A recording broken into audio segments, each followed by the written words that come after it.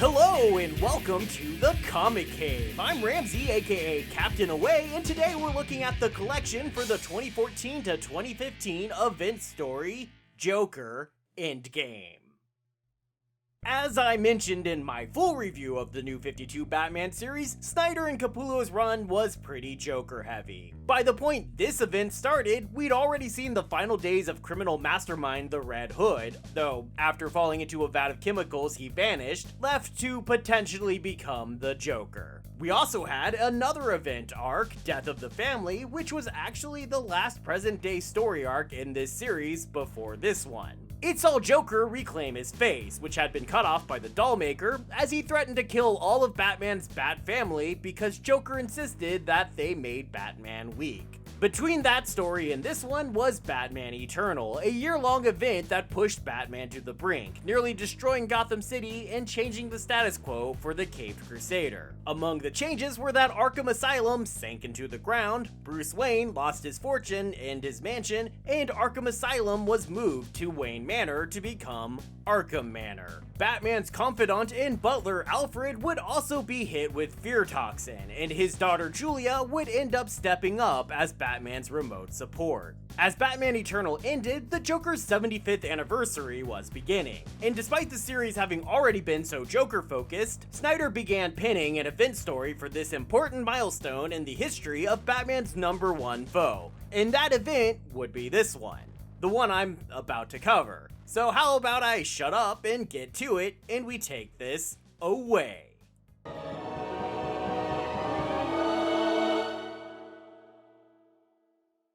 The comic opens on a gas attack! Oh no! Oh, wait, is this Gotham? Oh, never mind then. It's just Tuesday. Even Batman in a giant bat mech isn't that weird. Turns out though that this is a flash forward, so let's jump back a little into the past to find out how we got here. And that brings us to another scene of Gotham in ruins while Batman, missing a hand, someone named Lark, who we'll learn more about in the Batman Rebirth comics, and Harper Row, in what seems to be an updated Bluebird costume, are fighting what looks like the Amoeba Boys. And losing. Badly. So badly that Batman dies. Well, that was a short comic. Oh, no, this was just a dream brought on by fear toxin. Apparently Batman was hit by something called the Cassandra strain of fear toxin. Something that I guess was supposed to have happened in Batman Eternal. We did see Alfred get injected with fear toxin by Hush in that series, but if Batman got hit with fear toxin during that story, I don't remember it happening. This whole Cassandra strain of fear toxin that makes people see their own deaths over and over again seems to come completely out of nowhere. Though it could just be that changes were made to the end of Batman Eternal after this issue came out, as that series was actually still running at this point in time.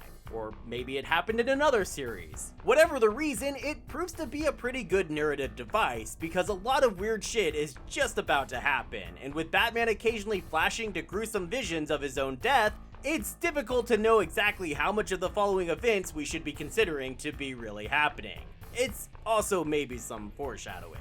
Bruce seems to be handling it well though, even joking around with Alfred and Alfred's daughter Julia. They're working out of what seems to be a Court of Owls base that Batman I guess has taken over as his own. It includes some fancy futuristic windows that apparently look like brick from the outside. Not that that stops Wonder Woman from crashing through the window like she could see through it the whole time and pulling Bruce away to a park where she threatens to kill him. Bruce tells Alfred to enact the Fenrir plan, which apparently involves the release of inert gases intended to cause a panic that clears entire city blocks, and a giant robot suit that Bruce somehow manages to reach while being chased by Wonder Woman. The suit is designed to take on the entire Justice League because, you know, he's Batman. This includes a sort of counter to the Lasso of Truth, a cord that causes those wrapped in it to get lost in visions of lies, convincing Wonder Woman that she's already killed Bruce, and thus removing her from the fight. And a satellite system that can track the Flash and automatically fire a frictionless liquid in his path to make him lose control and crash. Or a magnesium carbonate foam that he can wrap Aquaman in, to both trap him and rapidly dehydrate him to make him weak. And for Superman, he has gauntlets filled with tiny red suns in order to neutralize Superman's powers so that he can be defeated with regular punches. And as you no doubt realize by this point, given the intro and the name of the comic and everything, the Justice League is all attacking Batman because they've been hit with a version of Joker toxin that has made them crazy and full of hate.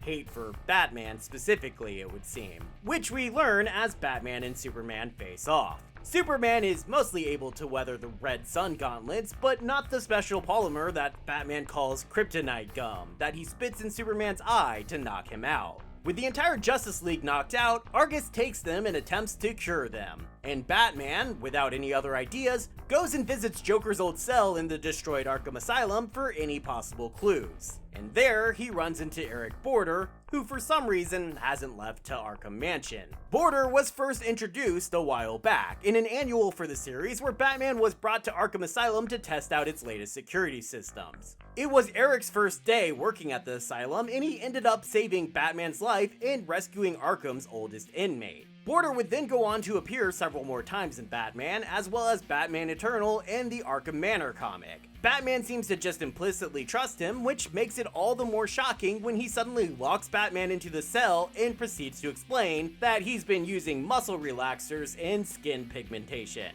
and I guess some hair dye, in order to hide his appearance. Because, turns out, Border is actually the Joker. He still has his nasty old leather face, even though, as I explained in my main series review, this doesn't actually make any sense, but whatever. The point is mainly that he has somehow grown an entirely new face, and we'll learn how that's possible eventually. For now, he hits Batman with a gas that paralyzes him so that the Joker can launch his latest attack on Gotham. A new brand of Joker toxin that is contained in mucus and spreads through coughing or laughter. And Gotham must be in the South because clearly nobody wears a mask to stop the spread of infection. And speaking from personal experience. Also, this new toxin is resistant to every previous cure that Batman ever created for Joker's toxins. The toxin also has a new effect that's different from previous versions. It normally just turns its victims into smiling, laughing idiots, but here it also turns feelings of love and affection into feelings of hatred, making the citizens of Gotham rage-fueled zombies. Batman, wisely wearing a mask because he does know better, heads to Gotham Presbyterian Hospital to find Patient Zero, believing that this person will have some naturally resistant antibodies that he can use to create a cure. But when Bats arrives, he discovers that Patient Zero is none other than Joe Chill, the man who shot Bruce Wayne's parents. It's at this point Batman quickly realizes that unlike the empty threat Joker was making during Death of the Family of knowing the Bat family's secret identities, at this point the Clown Prince of Crime really does know that Bruce Wayne is Batman. Because not only is Patient Zero Joe Chill, but Joker, suspecting Batman would come here, turned Chill's quarantined hospital room into a perverse recreation of Crime Alley, with Duke Thomas and his parents playing the part of the Waynes. Batman manages to break into the room and save the family from being gunned down, but the Jokerized staff and patients of the hospital follow Batman into the room, and he's only able to rescue Duke, leaving Duke's parents behind to become more Joker zombies. They don't die, we do learn that eventually. They are missing for a long time after this, but Duke does eventually find them and learn that they were exposed to the Joker toxin for too long and became permanent Joker zombies. Which, yeah, that sucks. During all this, Batman has been in communication with Jim Gordon, who's at home probably due to being a bit jobless at the moment, no longer commissioner after being framed for a crime in Batman Eternal. When Batman mentions Gotham Presbyterian, Jim begins doing research on the hospital and finds what appears to be the Joker in the background of a picture from 1910 from a news article about a fire at the hospital. He then seems to be in another article about a tragedy where rat poison and medicine were swapped. And he's also in a picture that Jim has from when his kids were in the hospital ward having their tonsils removed, which he mentioned earlier happened a day before the roof collapse at the hospital. Where'd you never notice that part of the picture before, Jimbo? But worst of all, Jim hears a creak inside the house and goes to investigate, only to get punched out by a spring-loaded boxing glove before the Joker himself comes crawling out from under Jim's bed. Not only is this creepy, but it's actually a reference to Death of the Family. When Joker came to the GCPD to get his face back during that story, and began killing officers left and right, he mentions hiding under Gordon's bed at night, listening to him. And now he seems to be proving that he can do exactly that. Gordon doesn't take any chances though, and immediately fires on the Joker, an intense moment that they play perfectly symmetrically alongside the Joe Chill shooting at the hospital. Seriously, this creative team is just tops. Joker falls dead, but only for a moment, and he gets right back up to ask Gordon a question. Get it? It's a sort of joke, you see. I'm funny too.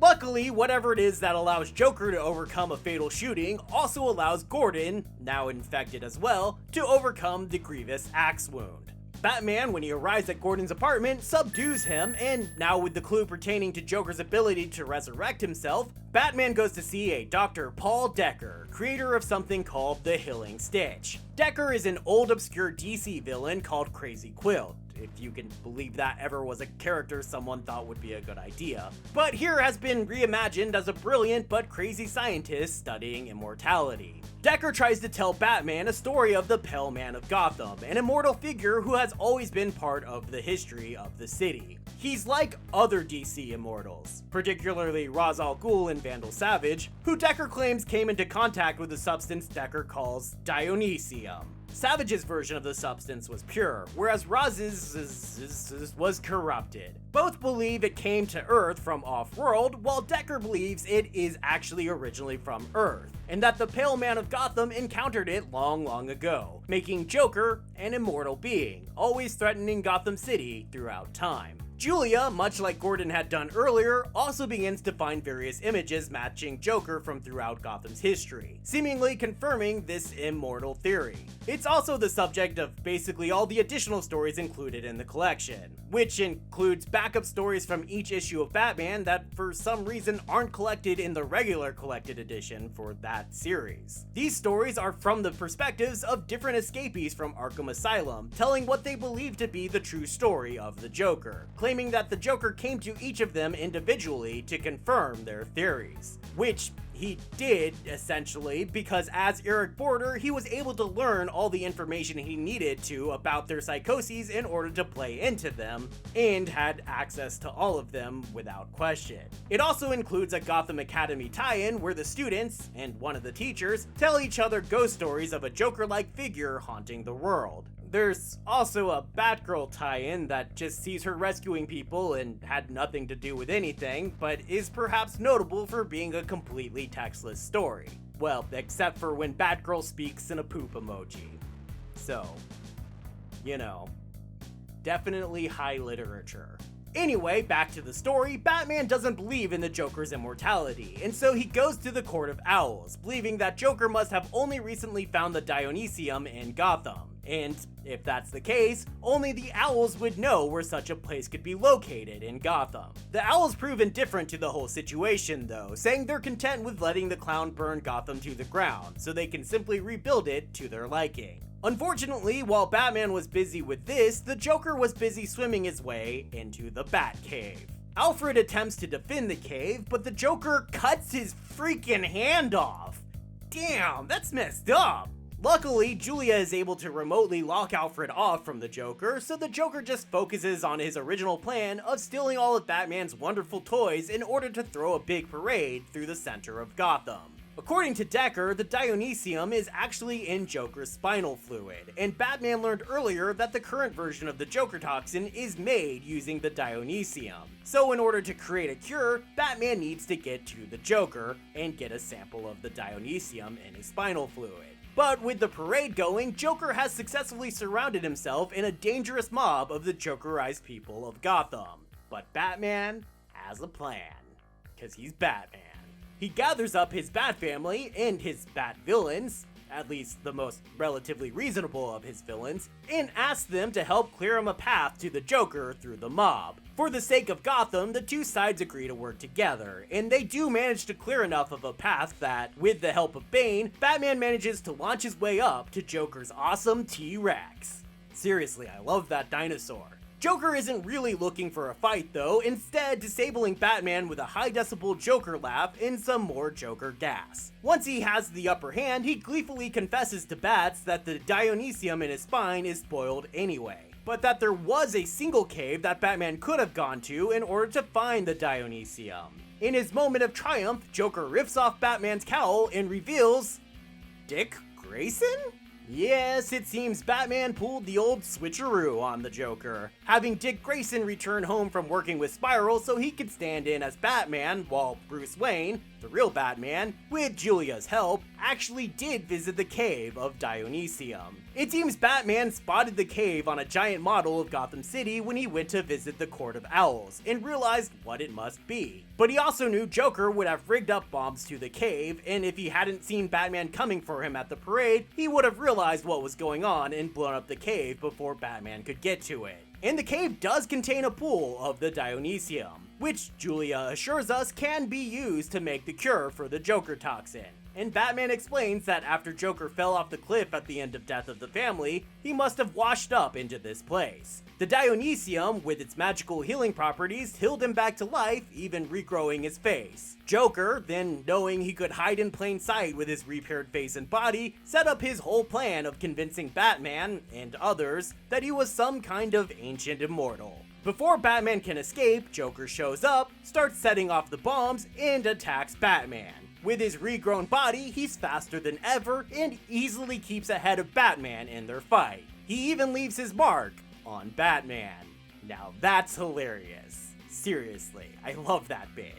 That's a good bit. In response, Batman stabs Joker with a batarang that he says has an immune response blocker. Basically, what it means for the story is that if Joker is really an immortal and really found the pool in its pure form ages ago, then the batarang will do nothing. But if he's lying and had only recently discovered the pool with its tainted form of Dionysium, then he would have to use the pool again to recover from his current wounds. Joker lashes out at Batman, legitimately trying to kill him now, but is stopped when the collapsing cave causes a stalactite to fall on Joker, probably breaking his back. Joker attempts to crawl toward the pool of Dionysium, seemingly confirming Batman's theory, but Batman grabs him and stops him until a giant piece of the cave collapses on the pool, covering it up. The two then lie down and seemingly die while Julia pulls the sample of Dionysium to safety so that the city can once again be saved. The comic ends with the city mourning the loss of Batman, and Julia sitting down with her father to mourn the loss of Alfred's hand and their friend. And that just leaves us with the breakdown.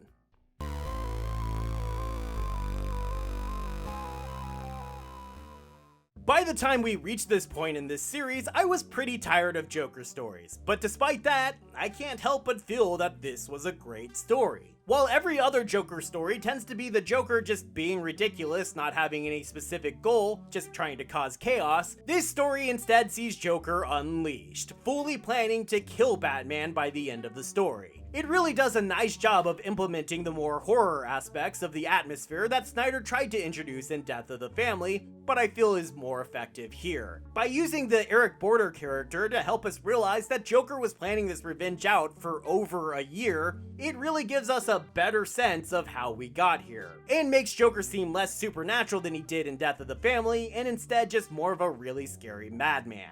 It's probably the first and only Joker story I've read that I feel really earns Joker the title of being Batman's #1 supervillain, and so it's appropriate that they both fight to the death here. Besides, this story allows us to move on to Bat Bunny, and I love Bat Bunny, even if I'm the only one. So as I'm sure you can guess, I'm giving this series a recommendation level of very high. I really feel like this is Snyder and Capullo at the very top of their game, and it must really be good for me to like a Joker story this much. The collected edition gets 1. Jokerized Dinosaur. Look at that thing, it's amazing! I mean, that's a good thing. It's a jam-packed collection featuring all 6 issues of the comic, including the backup stories which weren't in the regular collection as I mentioned, as well as the 3rd New 52 Batman annual, which is the only place that annual is collected. and all 4 one-shot in-game issues that were created as tie-ins, which is Arkham Manor in-game, Batgirl in-game, Detective Comics in-game, and Gotham Academy in-game. Annoyingly, all those tie-ins are interspersed into where they sort of take place during the story, and I would much rather they all be put at either the beginning or the end of the collection, but it's still the definite collection of this story. Like, don't even bother with Volume 7 of the regular series. Just get this volume. Thanks everybody for watching, and I hope you enjoyed this video. There's way more New 52 Batman comics coming your way, so if you enjoyed this video, or you're interested in what else might come, or you just like clicking buttons, then be sure to hit that like and subscribe so you can be sure to be here next time, and I hope to see you then, right here, in the Comic Cave.